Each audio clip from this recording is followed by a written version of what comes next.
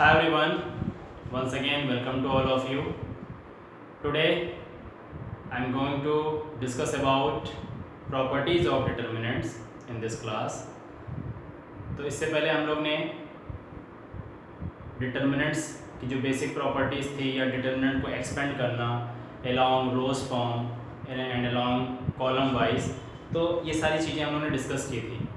But in this exercise determinants को expand करना है, इवेल्युएट करना है with the help of properties के हिसाब से. ठीक, तो प्रॉपर्टीज से ये होता है कि हमारा कैलकुलेशन पार्ट डिटर्मिनेंट्स का शॉर्ट हो जाता है और हमको पूरी तरह से डिटर्मिनेंट को एक्सपेंड नहीं करना पड़ता है. तो इस तरीके से आज की डेट में, आज की क्लास में हम लोग जो डिटर्मिनेंट्स के टॉप 4 बेसिक प्रॉपर्टीज़ है जो थोड़ा इजी वे फॉर्म में भी है, और उसको हम लोग एक without opening the determinant and without expanding the determinants में हम लोग डायरेक्टली अप्लाई करके क्वेश्चन को सॉल्व कर सकते हैं in exercise 4.2. Okay, so let's start and come to the point. Okay, तो फाइनली आपको नॉलेज में होगा कि डिटर्मिनेंट 3x3 का जो बेसिक फॉर्म हो जाएगा डिटर्मिनेंट्स को अगर आप वैल्यू सपोज करते हैं तो take any determinants delta is equal to 3x3 order A11, A12 and A13, 21, 22, 23 and lastly 31, 32, 33. ठीक, ये डिटर्मिनेंट्स का एक तरह से स्टैंडर्ड फॉर्म होता है ऑर्डर 3x3 के मैट्रिसेस के बेस पे. तो 1 1 1 1 ये एक रोज को फॉर्म में बिलोंग करता है. जो फर्स्ट डिजिट होती है 1 1 1 वो आपके रोज R1 के लिए जाती है, 2 2 2 R2 के लिए, 3 3 3 R3 के लिए. सिमिलरली अब सेकंड डिजिट क्या है 1 1 1 ये C1 कॉलम्स के लिए हो जाती है, 2 2 2 C2 कॉलम्स के लिए, 3 3 3 C3 कॉलम्स के लिए. ओके, तो अब इस बिहाफ पे अगर हम लोग प्रॉपर्टीज़ को अप्लाई करते हैं तो टेक फर्स्ट प्रॉपर्टीज़ क्या कह रही है हमारे लिए, delta is equal to delta 1. ठीक, डेल्टा आपका ओरिजिनल डिटर्मिनेंट्स होगा जो क्वेश्चंस में दिया होगा. फर्दर उसको इवेल्युएट करने के लिए बोलेगा, एक्सपेंड करने के लिए बोलेगा. तो जब हम लोग आफ्टर एक्सपेंडिंग करते हैं तो after expanding of determinant is here delta 1 हमने सिंबल कर दिया. तो delta is equal to delta 1 की मीनिंग यहाँ पर क्या हमने कर दिया, कॉलम इंटरचेंज रोज. तो फर्स्ट प्रॉपर्टीज क्या कहती है, in any determinants remains unchanged but interchange between rows and columns. अगर किसी डिटर्मिनेंट्स के जो रोज हैं वो पूरे सेम टू सेम एलिमेंट अगर कॉलम्स में कन्वर्ट हो जाते हैं तो हमारे डिटर्मिनेंट्स में कोई चेंजेस नहीं होता है. इसीलिए delta is equal to delta 1 हो गया. फाइनली A11 12 इसको और इजी वे में लिख देते हैं जिस तरह से बताने में हेल्प हो जाए. Like A1 A2 A3 B1 B2 B3 C1 C2 C3. ठीक, तो अब इसमें हम लोग क्या करना है कि हमारे पास डेल्टा की वैल्यूज इस तरह से है जिसके एलिमेंट्स हमारे पास एज यूजुअल इस तरह से. अब हमने इसको डेल्टा 1 के फॉर्म में क्या किया, तो फर्स्ट प्रॉपर्टीज के बिहाफ में क्या कहता है कि interchange between rows and columns. ठीक, तो डिटर्मिनेंट्स आर सेम. तो A1 A2 A3 यहाँ रोज फॉर्म में है. इसको अगर हम कन्वर्ट करके सीधे तरीके से कॉलम वाइज में लिख देंगे, ये सारी एलिमेंट्स को हम कॉलम वाइज में लिख देंगे तो हमारे डिटर्मिनेंट्स में कोई चेंजेस नहीं आएंगे. उस क्वेश्चन को हम लोग डिस्कस कर लेंगे, उस क्वेश्चन से क्लियर हो जाएगा. ओके, सिमिलरली इसीलिए हमने क्या लिख दिया, columns interchange rows I and J, यानी कॉलम्स को रोज, रोज को कॉलम में इंटरचेंज किया जाता है तो हमारे डिटर्मिनेंट में कोई चेंजेस नहीं हो पाएंगे. And property 2 delta is equal to minus delta 1, यानी सपोज कि हमारे पास डिटर्मिनेंट्स हैं डेल्टा, इसमें माइनस कैसे वैल्यू हो सकती है, इसमें माइनस कैसे वैल्यू हो सकती है.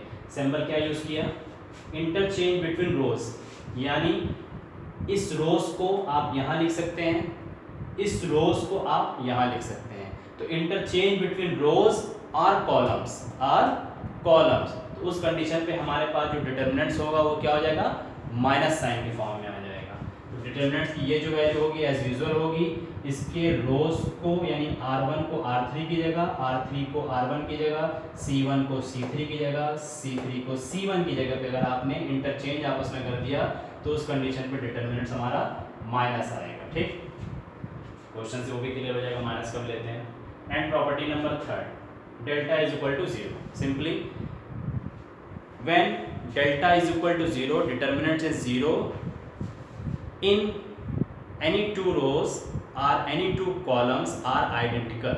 यानी आपके गिवन डिटरमिनेंट्स में कोई भी दो रोज या कोई भी दो कॉलम आइडेंटिकल हो जाते हैं। आइडेंटिकल का मतलब कि corresponding elements are same, corresponding elements are same, यानी उस कॉलम के या उस रोज के एलिमेंट पूरी तरह से सेम है, तो वहाँ का डिटरमिनेंट हमारे लिए क्या हो जाएगा, जीरो हो जाएगा विथआउट एक्सपेंडिंग, विथआउट एक्सपेंडिंग। तो delta is equal to zero कब, जब हमारे पास आइडेंटिकल की कंडीशन होगी। और आइडेंटिकल कब होगा, जब हमारे corresponding elements are same, any two rows oblique columns. Okay, यानी A1 A2 A3 हो गया, तो ये C1 C2 C3 ना होकर के क्या होना चाहिए, A1 A2 A3। तो यहाँ पे टू रोज हमारे क्या हो गए, इक्वल हो गए, टू रोज हमारे लिए आइडेंटिकल हो गए। तो टू रोज के आइडेंटिकल में उसके सारे एलिमेंट सेम होने चाहिए, या 1 1 आ जाएगा या 2 2 आ जाएगा, तो उस कंडीशंस पे हमारे डिटरमिनेंट्स जीरो हो जाएंगे। ठीक, and question property number 4, property number 4, delta is equal to K delta. It's a very important properties for this exercise. क्यों, क्योंकि यहाँ पे बहुत से क्वेश्चंस आपको प्रोपोर्शनल फॉर्म में और कॉमन फैक्टर के लिए ज़्यादा मिलेंगे। तो if given any determinants delta multiplied by any constant k, get values of determinants are same, multiple of k।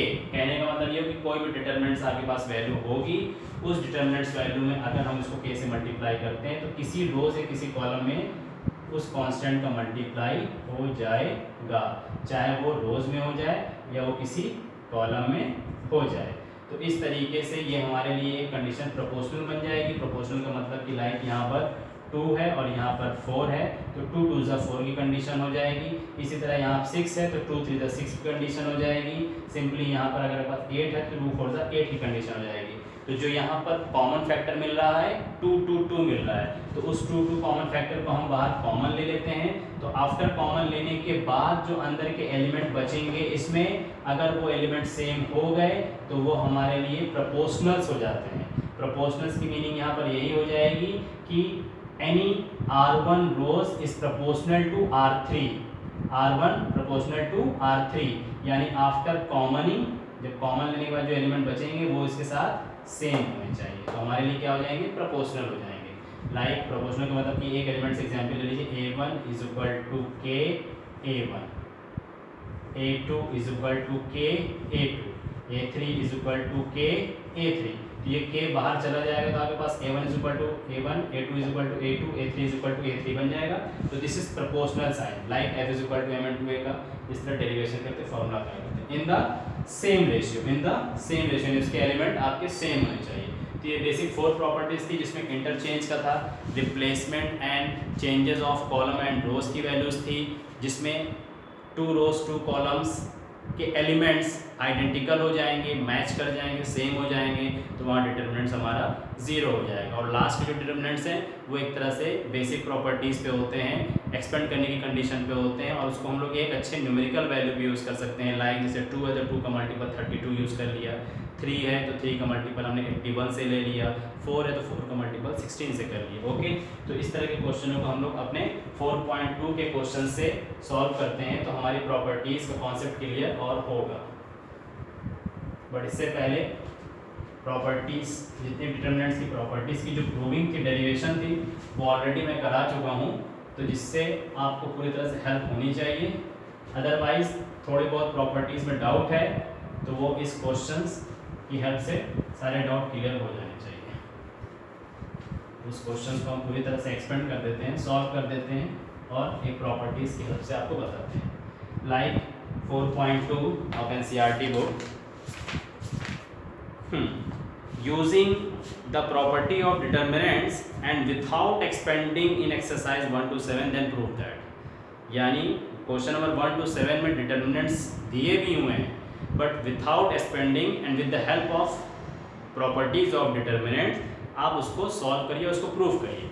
अगर एक्सपेंशन का फॉर्म मिल जाए तो हमारे क्वेश्चन तो और ईजी हो जाते हैं। हम हर डिटर्मिनेंट को एक्सपेंड कर देंगे, कुछ ना कुछ आंसर उसका आ ही जाएगा। बट क्वेश्चन नंबर 1 सॉल्यूशन,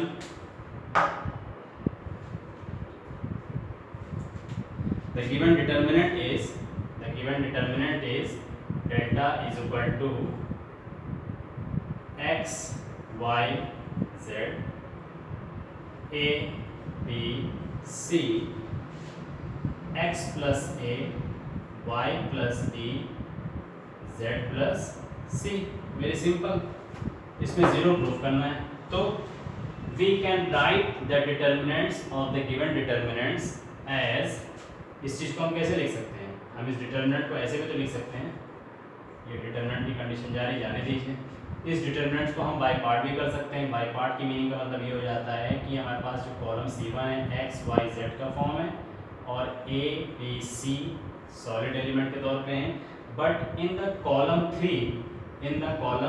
3 में ध्यान से देखिए, ये C1 और C2 का एडिशन है, C1 और C2 का एडिशन है, साफ साफ दिखाई दे रहा है। तो हम इसको पूरी तरह से बाय पार्ट करके लिख सकते हैं। कैसे? लाइक x y z, ये कर दिया, एडिशन का यूज़ किया, क्योंकि यहाँ पर जब दो बीच में एडिशन है तो हम डिटर्मिनेंट्स ऑफ एडिशन या मैट्रिसेस ऑफ एडिशन के बिहाफ पे इस एलिमेंट को अलग कर सकते हैं।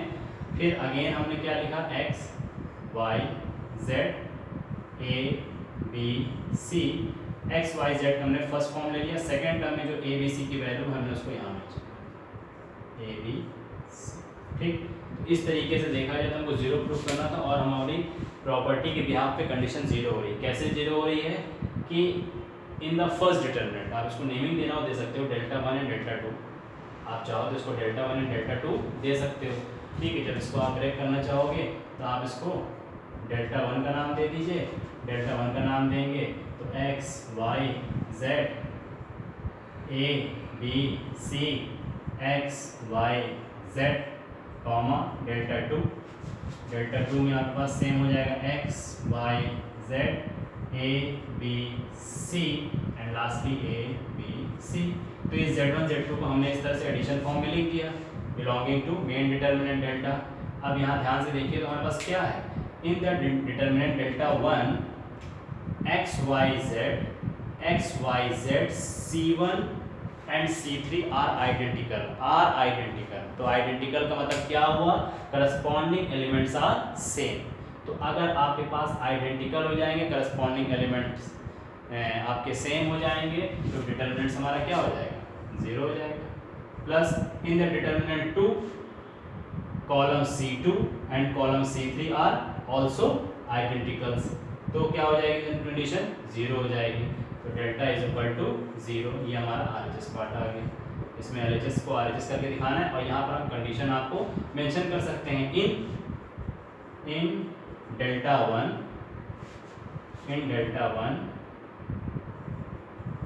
2 columns are identical, in delta 2 columns are identical। अब नेमिंग करना चाहें तो आप नेमिंग कर सकते हैं। C1 and C2 is identical, C2 and C3 is also identical। तो उस कंडीशन पे हमारी डिटर्मिनेंट्स जीरो हो जाएंगे। ओके, एंड लास्टली इस तरह से क्वेश्चन नंबर 2 पे आते हैं। क्वेश्चन नंबर 2 क्या कहता है?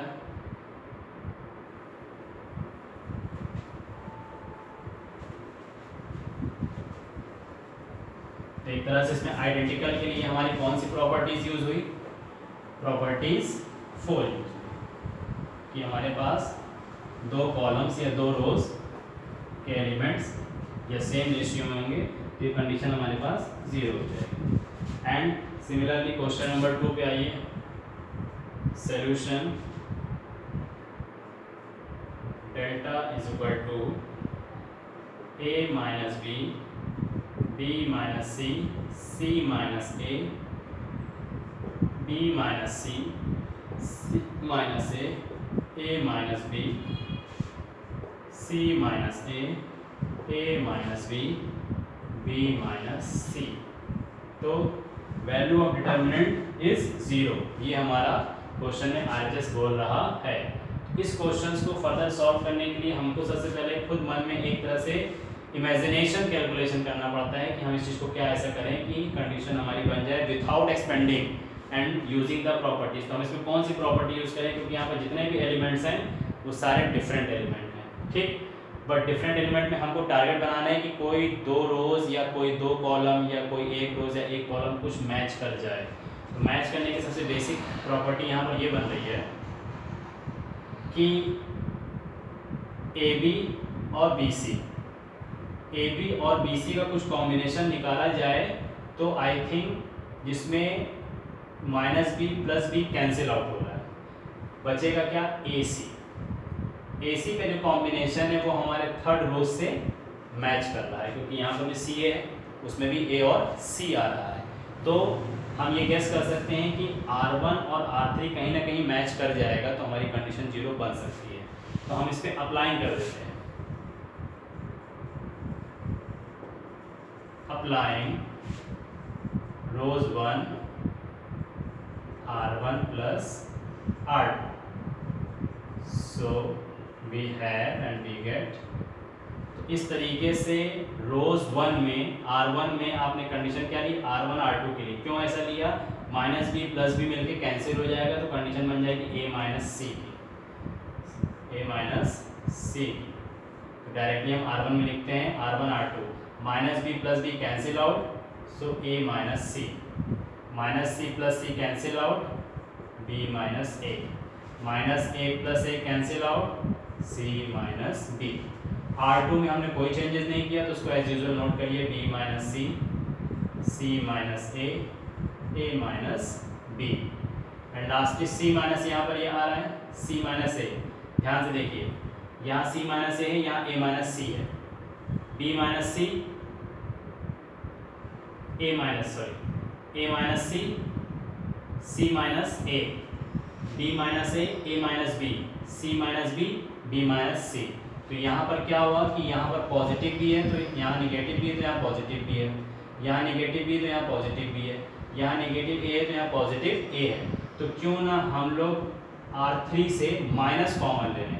अगर R3 से हम लोग माइनस कॉमन लेंगे तो हमारे लिए मीनिंग हो जाएगी A - C minus B - A minus C - B। Meaning हमारी यूजफुल क्या होगी, A - C, B - A, B - C B, C - B। Target हमारा फुलफिल हो गया कि हमको कोई 2 रोज या 2 कॉलम्स अगर सेम दिखा दें या आइडेंटिकल दिखा दें तो हमारा डिटर्मिनेंट 0 आ जाएगा। और फाइनली आ भी गया। इसमें अब चाहिए तो हम माइनस कॉमन ले सकते हैं, -1 कॉमन लेंगे, क्योंकि प्रॉपर्टीज़ 4 में आपने किया है कि आपके पास डेल्टा = k डेल्टा। तो अगर हम किसी कांस्टेंट से मल्टीप्लाई करते हैं तो कांस्टेंट का मल्टीप्लाई किसी रोज या किसी कॉलम में उस एलिमेंट के साथ हो जाता है। तो यहाँ R3 एलिमेंट के साथ -1 है, तो हम इस -1 को बाहर सपोज कर लेते हैं और डिटर्मिनेंट्स के अंदर की जो वैल्यू है A - C, B - A, C - B, B - C, C - A B, and lastly A - C, B - A, C - B। तो in this position R1 and R3 is identical. R1 and R3 is identical, so determinant will be 0 according to properties number 3, according to properties number 3। तो इस तरह से -1 हम लेंगे तो यहाँ पर हम दिखा सकते हैं कि R1 and R3 आइडेंटिकल। तो R1 एंड R3 आइडेंटिकल हो जाएगा, तो -1 × 0, so determinant will be also 0. This is RHS। Condition पूरी हो गई। तो इस तरह से इनिशियली क्वेश्चनों में प्रॉपर्टीज़ को लगाने और समझने के लिए थोड़ा टाइम लगता है, लेकिन कई बार अगर क्वेश्चन की प्रैक्टिस होती जाएगी, प्रॉपर्टीज़ पे आप क्वेश्चनों में प्रॉपर्टीज लगाते रहेंगे तो आपके पास ये चीज़ें हो जाएंगी। हमने किसी भी कंडीशन को रोज फॉर्म में किया, आप पूरी तरह से इंडिपेंडेंट फ्री हैं कि हम उसको कॉलम में कन्वर्ट करके करें। ठीक, माइंड में जो कैलकुलेशन उस समय सेटअप हो जाएगा वो आप करेंगे, लेकिन कहीं कहीं डिटर्मिनेंट्स के ऐसे क्वेश्चन होते हैं कि आपको वहाँ पर ये करना ही होगा, तो वो उस क्वेश्चन को रिमेंबर करना रहता है, ध्यान में रखना रहता है, तब वो आंसर आ पाता है। Next question, question number third.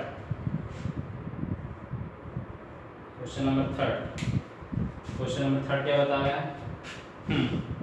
Numbering 2 3 5 7 8 9 6 5 7 5 8 6। ठीक, इसमें देखिए इसमें दो प्रॉपर्टीज का यूज एक साथ हो जाएगा। The given determinant is delta is equal to 2 3 5 7 8 9 65 75 86 और 0 प्रूफ करना है। ठीक, तो अब यहाँ पर कोई भी नंबर का कॉम्बिनेशन हमें समझ में नहीं आ रहा है। 2 3 5 7 8 9, तो 65 का अगर हम कुछ को फैक्टर या कॉमन फैक्टर ढूंढने की कोशिश करते हैं तो हमें कोई नंबर ऐसा समझ में नहीं आ रहा है।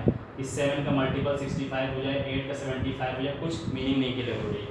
जब ऐसी कंडीशन नहीं होती है तो फिर सोचिए कि 2 3 5 सबसे स्मॉलेस्ट एलिमेंट यहाँ दिया हुआ है, तो 65 75 86 में हम ऐसा क्या लिखें?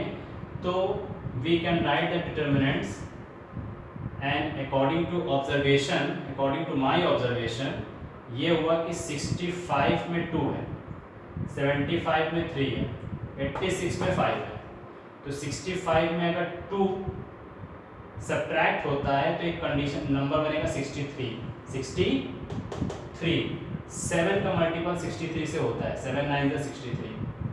75 में अगर 3 सब्ट्रैक्ट होता है तो 72 होता है, और 72 भी 8 के मल्टीपल में आ रहा है।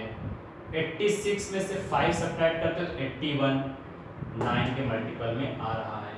ठीक, तो इस तरीके से हम इस डिटर्मिनेंट्स को फर्स्टली कैसे लिख सकते हैं? वी कैन राइट 2 3 5 ऐसे ही होगा, 7 8 9 एज यूजुअल नोट करेंगे। 65 को हमने लिखना सही समझा 2 प्लस 63। ठीक, 3 प्लस 72 86, 5 प्लस 81, ये हमने लिखा। अब इस एलिमेंट में फिर हमारे पास एडिशन का फॉर्म आ गया, तो हम इसको क्यों नहीं अलग कर सकते हैं? इसको हम ऐसे भी तो लिख सकते हैं, डायरेक्टली ये लिख दीजिए 2 3 5 7 8 9, तो इसके फर्स्ट टर्म की वैल्यूज को 2 3 5 हमने लिख दिया। अगेन एडिशन का यूज़ किया, डिटर्मिनेंट्स को हमने फिर इस तरह से लिख दिया मैट्रिसेस की प्रॉपर्टीज के बिहाफ पे। This is the algebraic of matrices 7 8 9 63 72 81। अब तो ये हमारा डिटर्मिनेंट सॉल्व हो गया simply. 2 3 5 C1 2 3 5 C3 are 2 columns are identical, मिल गया। जब 2 कॉलम्स आर आइडेंटिकल हो जाएंगे तो ये पोर्शन, ये डिटर्मिनेंट्स हमारे लिए क्या हो गया? 0 हो गया। आप यहाँ पर मेंशन कर सकते हैं C1 and C3 is identical. Identical का मतलब यही हो पाएगा corresponding elements are same, plus इसकी प्रॉपर्टी तो बाकी है, बट इसको हम फिर जब हम लोग ने इसका मल्टीपल ढूंढ लिया है तो लिखने में कोई प्रॉब्लम नहीं होगी। लिखने का मतलब 63 है, 9 7 द 63 है, 7 9 द जो अच्छा लगे, 7 9 द 63, 8 8 9 द 72, 9 9 द 81। देखा जाए हमारे पास फिर कॉमन हो गया। प्रॉपर्टीज नंबर 4 में क्या हुआ था कि किसी डिटर्मिनेंट्स में अगर किसी के रोज या किसी कॉलम में हम लोग के कांस्टेंट का मल्टीपल करते हैं तो वो उस एलिमेंट के साथ मल्टीपल में हो जाएगा। In column or in rows all 9। ठीक, तो इस तरीके से हमारा अब पार्ट क्या हो गया कि हमने 9 कॉमन ले लिया, 9 कॉमन ले लिया तो 2 3 5 7 8 9 एंड अगेन 7 8 9। अब यहाँ पर कंडीशन क्या हो गई, C2 and C3 are identical. जब C2 एंड C3 आइडेंटिकल हो जाएगा तो हमारा डिटर्मिनेंट क्या हो जाएगा, अगेन 0, 9 0 0। ओके चिल्ड्रन, तो इस तरीके से ये एक तरह से बेसिक ऑपरेशन थे with the help of properties. तो प्रॉपर्टीज पे अगर कमांड नहीं होगा तो डिटर्मिनेंट्स को एक्सपेंड करने में, उसको इवेलुएट करने में आपको प्रॉब्लम आएगी। हर स्टेप आप याद नहीं रख सकते हैं, लेकिन डिटर्मिनेंट्स के प्रॉपर डेरिवेशन से, उसकी प्रॉपर प्रूविंग से आपके हर क्वेश्चन ईजी हो जाएंगे। And question number 4 very simple, 1 1 1 BC CA AB। तो देख रहा है कि थर्ड कॉलम में आपके पास BC का मल्टीपल A के साथ दिया हुआ है, तो फाइनली आप ब्रैकेट ओपन करके इसको फॉर्म दे दीजिए AB AC BC CA and AB CA। ठीक, तो प्रोपोर्शनल कंडीशन बन जाएगी। तो क्वेश्चन नंबर 4 भी सॉल्व कर देते हैं आपका, रुक जाइए।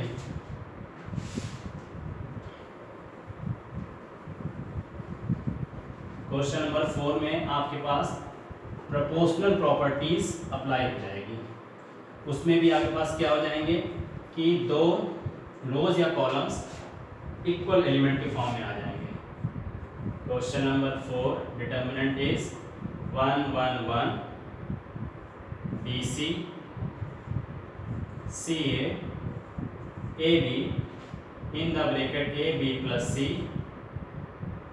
B C plus A C A plus B।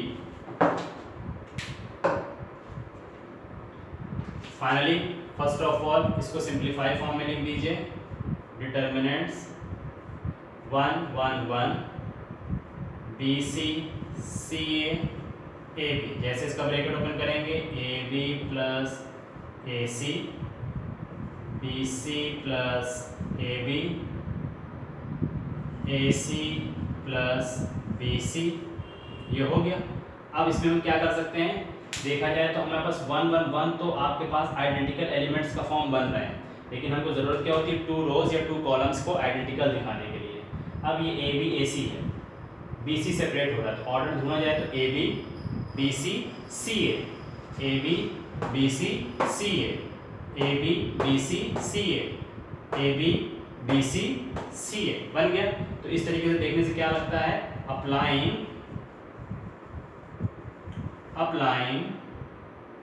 in C3 C2 plus C3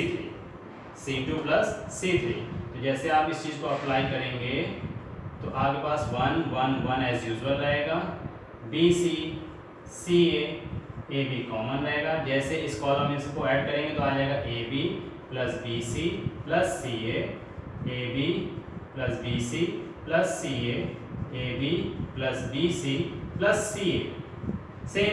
तो अब देखे जाए तो column C1 1 1 1 and in the column C3 this, तो proportionals this determinants belonging to proportional. So आपके पास कंडीशन क्या हो गई, एलिमेंट्स आर आइडेंटिकल, तो अगेन आपके पास डेल्टा इज इक्वल टू क्या हो जाएगा, 0। ठीक, तो इस तरीके से आपके पास इस तरह के सब बेसिक ऑपरेशन हैं, आप इसको अटेम्प्ट कर सकते हैं। क्वेश्चन नंबर 1 5 में without formula and without expanding आप प्रॉपर्टीज को अप्लाई करिए, एंड फर्दर क्वेश्चन नंबर 8 से लेकर के आपके पास प्रूविंग है। ओके, तो in the next class long question और डेरिवेटिव क्वेश्चंस को हम लोग आपके सामने सॉल्व करने की पूरी कोशिश रहेगी। तब तक के लिए attempt yourself and revise the determinant, but it's very important properties of determinants set in your mind. Okay, thank you so much.